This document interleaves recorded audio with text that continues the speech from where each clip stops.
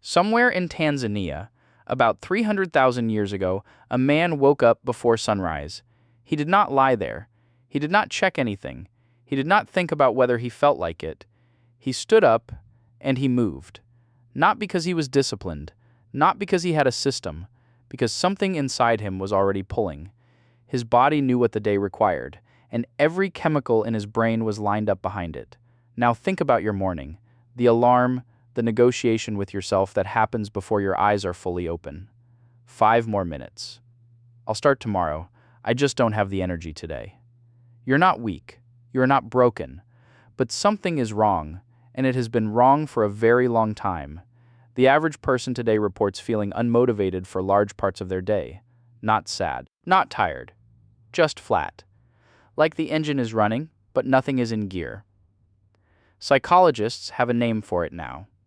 They call it motivational dysfunction. It is rising fastest in exactly the countries with the most comfort, the most food, and the most options. The places where survival requires the least from you. That is not a coincidence. Your ancestors never needed a productivity system. They never needed a morning routine. They never needed to motivate themselves to do anything. And the reason why is going to change how you see every flat, directionless day you have ever had. In 2012, a neuroscientist named Berridge published something that should have changed everything. It did not get the attention it deserved. Berridge had spent years studying dopamine, the chemical everyone thinks they understand. Most people believe dopamine is about pleasure. You do something good. Dopamine releases, you feel good. That is not what dopamine does. Berridge proved it in his lab at the University of Michigan. He found that dopamine is not about feeling good. It is about wanting pure, directionless, biological wanting, the drive to move toward something before you know if it will satisfy you. He called the two systems wanting and liking. They run on completely different brain circuits, and here's what that means for you. Your ancestors' dopamine system was activated the moment they woke up, the light changing, the sound of the camp stirring, the smell of morning. Every one of those signals told the brain, something is about to happen, move toward it. Their wanting system fired constantly, and it was almost always rewarded. They moved, they found food, they returned, they ate, the loop closed every single day. Now look at your life. Your dopamine fires when you see a notification, when you open an app when the screen lights up. But the reward never quite arrives. You scroll, you close it, you open it again 3 minutes later. The wanting fires, the liking never comes. Berridge called this the dopamine trap. Your ancestors never fell into it, because the things that activated their wanting always delivered. Robert Sapolsky has spent 40 years studying stress and behavior in primates. In one experiment, it became one of the most cited in behavioral neuroscience.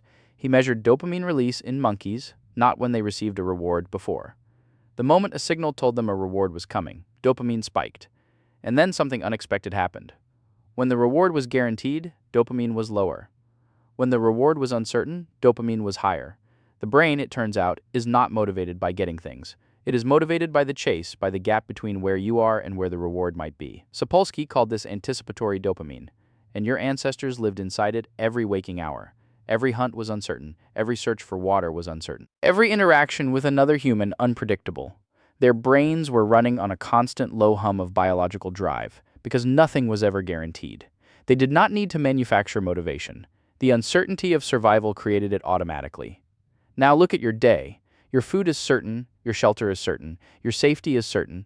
The outcome of almost everything you do is known before you begin. You already know what the meeting will be like. You already know what your commute looks like. You already know what the meal tastes like. Certainty, the thing humans have been trying to achieve for 300,000 years, turns out to kill the very system that makes us want to do anything. You built a world with no uncertainty, and then wondered why you cannot make yourself move. But here is what nobody tells you. The problem is not dopamine. Not exactly. Dopamine is working perfectly. It is doing exactly what it was built to do, in a world it was never built for. Herman Pontzer is a biological anthropologist at Duke University. He spent years living with the Hadza, one of the last remaining hunter-gatherer populations on Earth. What he found broke a very comfortable modern assumption. He measured their activity levels, their heart rates, their daily caloric expenditure, and he compared them to people in the United States, the United Kingdom, and across Europe. The Hadza were not burning more calories, They were burning almost exactly the same. The difference was not the amount of movement, it was the meaning attached to every movement. Every step a Hadza man takes is connected to an outcome he can see and feel and eat. Every step you take on a treadmill, to a parking lot, to a desk, is disconnected from any outcome your ancient brain recognizes. Pontzer called this the mismatch. Your body is not broken, your environment is. You are running ancient software, and the tasks you are feeding it make no biological sense. Your brain looks at your to-do list the way it would look at a command written in a language it does not speak. It sees the symbols, it cannot feel the meaning, so it does what any system does when it receives a signal, it cannot process it idles. You call that laziness. It is not laziness, it is a system waiting for a task it was actually built for. You feel it most on Sunday evenings. The day is ending. Nothing urgent is happening, and yet something feels wrong, a low, unnamed dread. Not fear, not sadness. Just the sense that you should be doing something and you have no idea what. Your ancestors felt something in those quiet moments too, but it resolved itself because the next task always appeared. The fire needed wood, someone needed tending. The camp needed watching. There was always a next thing, visible, physical, immediate. Your brain is still looking for that thing. Every evening, every weekend, every time a meeting ends and you don't know what your hands are supposed to do next.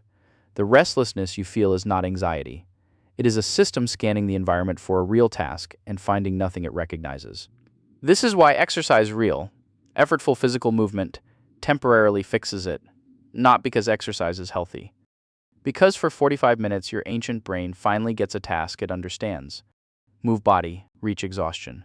Rest, the loop closes, the wanting settles. This is why some people feel more alive on camping trips than they have felt all year. It is not the fresh air, it is the return of consequence. Every action matters, collect wood or be cold, find water or be thirsty. Your brain lights up not because nature is beautiful, but because the tasks finally make sense. You are not built for the life you're living, and some part of you has always known it. That man in Tanzania, the one who stood up before sunrise without negotiating with himself, he is not gone. He is you. Every morning you lie there in the dark, running the same ancient calculation he ran. Is the effort worth the outcome? His answer was always yes, because the outcome was real. It was right in front of him. It had weight and smell and consequence. Your brain is running the same program. It is asking the same question. And when it looks at your day, the inbox, the meetings, the tasks that produce nothing you can hold or eat or feel, it is not being lazy. It is being honest. There is a word in Portuguese, desenrascanço. It means the ability to improvise a solution under pressure when no other option exists. Humans evolved that, every single one of us carries it. But it only activates when the pressure is real. When the stakes are felt in the body, not just understood in the mind, you're waiting for motivation to arrive like a feeling. Your ancestors never waited. They did not need to.